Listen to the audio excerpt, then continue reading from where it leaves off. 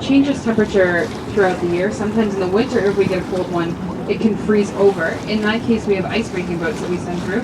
However, Lake Ontario itself doesn't freeze over. It remains a relatively moderate temperature through the year. This time of year, relatively moderate basically means really cold. It's around 14 degrees Celsius, which is, I think, around 60 Fahrenheit. We have anyone from the U.S. on board. So this is the time of the tour where I get to exert my power as tour guide to find out where everyone's from. So, who do we have from Canada? Vince? Oh, not many.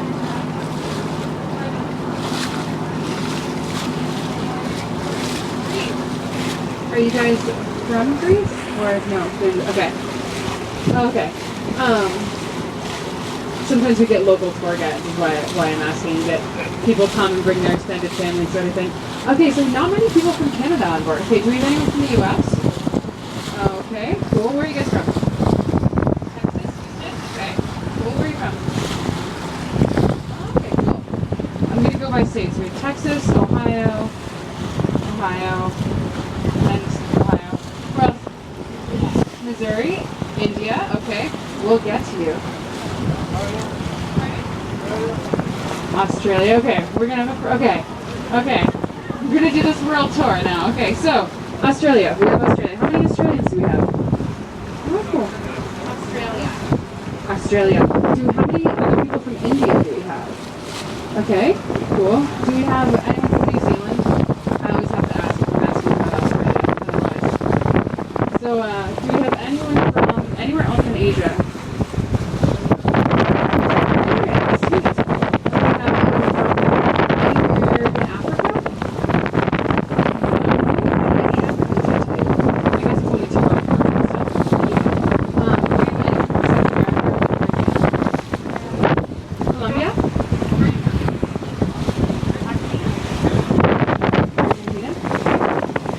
Really careful, my hearing is not great.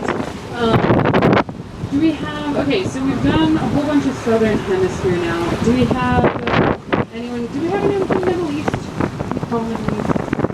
Yeah, I'm never sure. Sometimes I ask people Middle East, where are you? Dubai? Great. The reason I say my hearing is so bad is once there was someone about 2 seats behind me, he was from Los Angeles, and I thought he said Ethiopia. So I'm trying to be really careful. Anyone's wondering. Okay, so who do we have from Europe? Okay, so 4 kids. Okay. One right girl.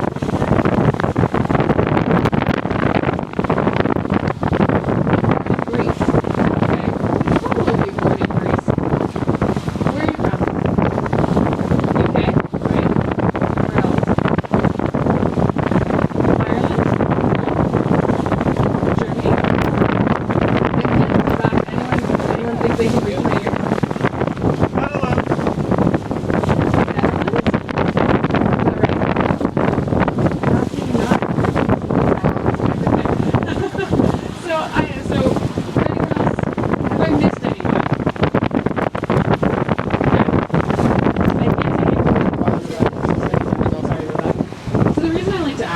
Is first of all, I'm really curious. I like to know where people are from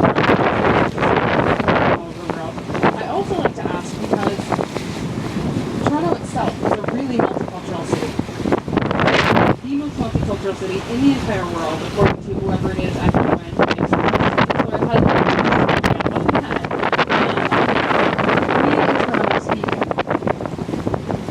English and 10 other languages more often than we speak our own second national language, which is French.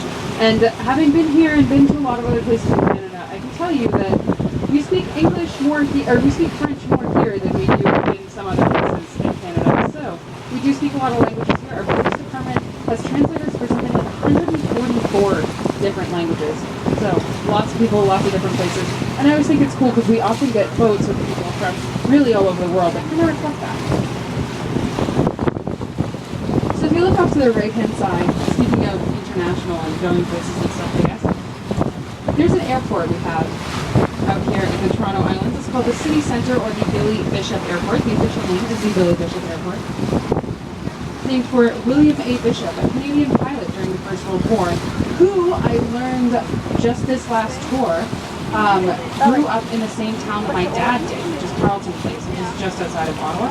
Anyway, so Billy Bishop was a really well-known public figure.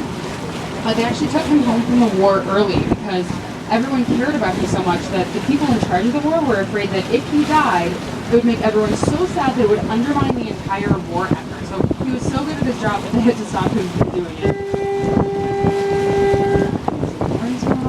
So behind the boat to the left, that is the Anguiara ferry.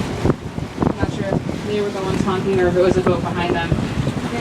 That's one of the ferries that comes out to these islands. And it goes out to Hanlan's Point, which is the area of the islands that we are approaching. Before we leave the airport completely behind though, there's some cool facts about it. So first of all, you have to take a ferry to get there.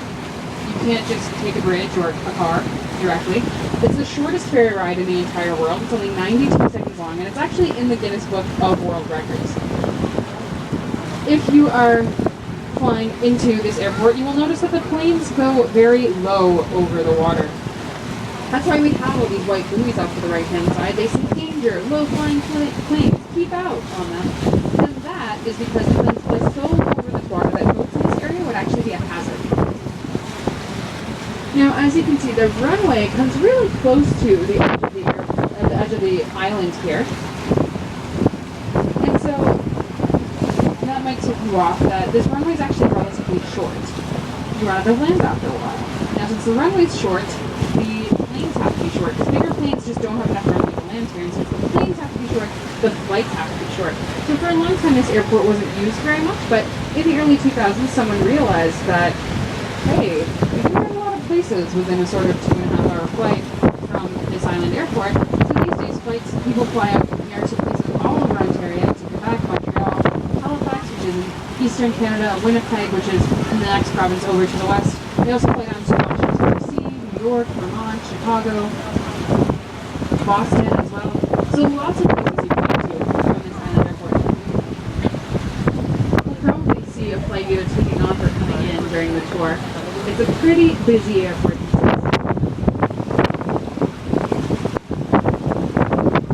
So someone just asked what the other skyline is from there in that direction to the right boat.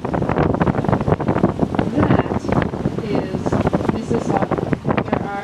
There are lots of communities. Sometimes people ask what the population of Toronto is. That's such a weird question, and not a weird question, it's a completely normal question, but the answer is tricky because it really depends on where you define your boundaries. I've seen numbers that are about 3.1 million and numbers that are about 6.8 million.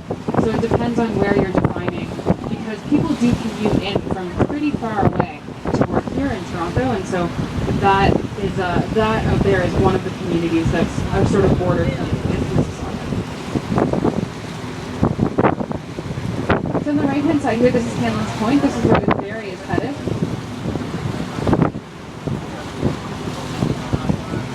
Hanlan's Point is named for the Hanlan family who lived out here and operated a hotel.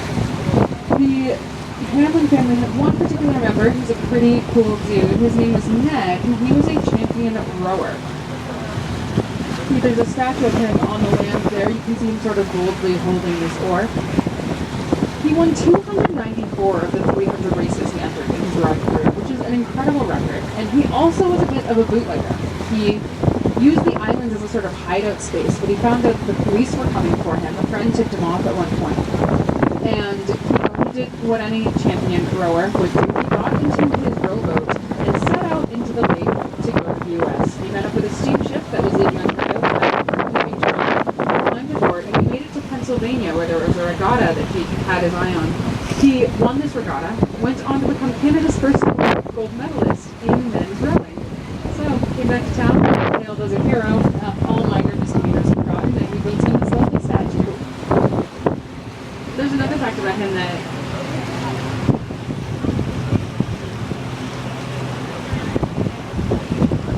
so just before we leave him behind, there's another fact I find really interesting about Ned. Does anyone ever go, usually the answer is no, does anyone ever go to the gym and get a little confused by those machines that have like a worry bit and a chain and a sliding part and you're like confusing? No. So I know I definitely used to before I started learning how to row, and partially it's Ned to blame for why those machines are so confusing, because he was an early pioneer of the sliding seat in rowing. So it used to be that when people rowed, they kind of put their back and pull with their arms. They worked for the Greeks and the Romans and plenty of people after them. But if you incorporate your legs into that motion, you have a lot more power. You can go a lot more quickly. It's kind of like you know how your doctor says, don't lift with your back, lift with your legs, right? Your legs are really strong. So he incorporated that sliding seat. He wasn't the very first, but he was among the first, and won lots of races. And these days, pretty much anyone who rows competitively does it with that sliding seat, and that is why the machines of gym are so easy. So to the left-hand side here, there's a swan who's just taking off doing some antics. Okay. There are a lot of swans out to these islands.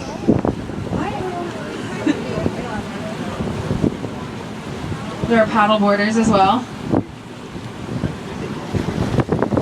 That's the nice thing about being in the islands is pretty much everyone here is just here for fun. So everyone's happy. Everyone wants to wave at you, all this stuff. So someone was just asking about the recreational activities that we have out on the islands. To the left-hand side, you can see some boats. This is the Island Yacht Club, the IYC. It's one of the 4 yacht clubs and marinas out on these islands. So there's a lot of boating that happens out on these islands. You do have to kind of be a member or a special guest to go to some of those yacht clubs, though. So if you're looking for activities in general, there are places through here where you can rent kayaks and canoes. We'll be coming up, and on our right-hand side, there's another place where some boats are docked. That's a public docking wall. Anyone can dock their boat there, and along there you can also see picnic tables and benches. You'll see people kind of riding their bikes through this area. It's really just a nice spot to kind of hang out. To the right-hand side, you can see there's some pretty dense foliage.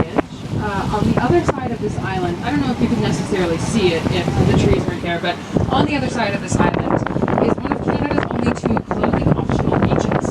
So that's another thing that's out here if you're interested. The next one is Wreck Beach in Vancouver, which is a ways away. So if that's your thing, this is a place to check it out. We won't be passing directly by, unfortunately. So that kind of is the first main purpose of the islands. They're really great recreational space, not just the beaches. They're great recreational space in general. So there are bike paths, and there are walking trails, there are places to bring a picnic, you can rent a canoe and a kayak, and I think paddle boards as well. It's a really great place to kind of get away from the buzz of the city. The animals think that as well. The second purpose that the island serves is that they're sort of nature reserves. So you'll see lots of swans through here, ducks, Canada geese, there are land animals, and lots of fish as well. So if you're enthusiastic about that, definitely keep your eye out. I think the other day someone saw minks on the land, and there are egrets that are through here as well. Egrets are native much further south, but there's a couple that just like to come up here every summer. They're Canadians at heart, I guess. So then the third main purpose of the island serves is that they are residential. People live out here year-round in houses owned by the city of Toronto that are leased out for up to 99 years at a time. And it's quite a process to get a house on these islands. The city of Toronto has a lottery system, so they draw names to see who gets it. You have to maintain your spot on the lottery system on the list of names of people who want it. And on average, it takes about 30 years, they've estimated, from the time you start trying to get a spot on these islands. So if you're looking for a place to retire, or for your grandkids to retire, depending on the case, now's the time to start.